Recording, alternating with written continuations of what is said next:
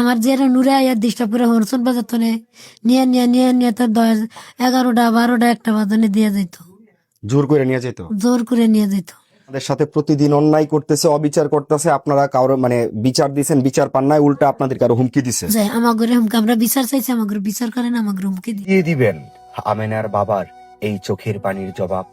বাবার কুল থেকে কেড়ে নিয়ে মেয়েকে গণধর্ষণ করে হত্যার ঘটনায় কেঁপে উঠল গোটা দেশ।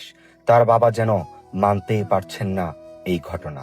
ও পোলাপালে কো ভয়ে আমরা মাইয়া চড়াইতে গেছিলাম। আপনাদেরকে কি সবসময় ডিস্টার্ব করতো? আমার ঘরে আয়া ডিস্টার্ব করতো, আমার যে হোসেন বাজার যাইতে তো না, আমার যে নুরে আয়া ডিস্টার্ব করে হোসেন বাজার তো নিয়ে তো 11টা 12টা 1টা বাজনে দিয়ে যেত, জোর করে নিয়ে যেত। জোর করে নিয়ে যেত।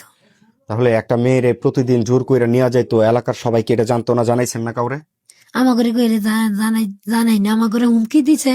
আমার ঘরে সে 1 তারিখে আমার ঘরে যাইতে গিয়া, আমরা যদি বাঁচতে হয় তা আমার ঘরে 1 তারিখে যাইতে কইছে গিয়া, মাইয়া লইয়া এই এলাকায় দৃষ্টি সারিয়া আমার ঘরে যাইতে কইছে গিয়া, 1 তারিখে যাইতে কইছে গিয়া। মানে আপনাদের সাথে প্রতিদিন অন্যায় করতেছে, অবিচার করতেছে, আপনারা কারো বিচার দিচ্ছেন, বিচার পান নাই, উল্টা আপনাদের কারো হুমকি দিছে। যে আমার ঘরে হুমকি, আমরা বিচার চাইছি, আমার ঘরে বিচার করেন, আমার ঘরে হুমকি দিই। তাহলে গণতান্ত্রিক বাংলাদেশে আমরা কিভাবে স্বাধীনতা উপভোগ করতেছি?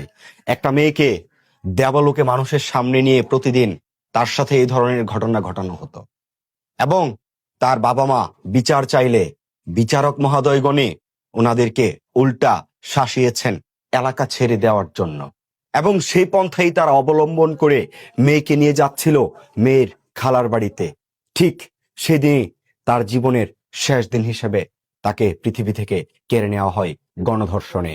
আপনারা সবাই মিলে এই হত্যাকাণ্ডের বিচারের দাবিতে একগ্রতা প্রকাশ করবেন, সবাই এক থাকবেন, এবং এই আমেনা আপনার আমার বোন, আপনার আমার মেয়ে, আপনার আমার পরিবারের সদস্য, এরকম আমেনা যেন আর কেউ না হয়, সেজন্য সবাই ওনাদের পাশে থাকবেন। আমেনা হত্যার বিচার অবশ্যই যেন হয়।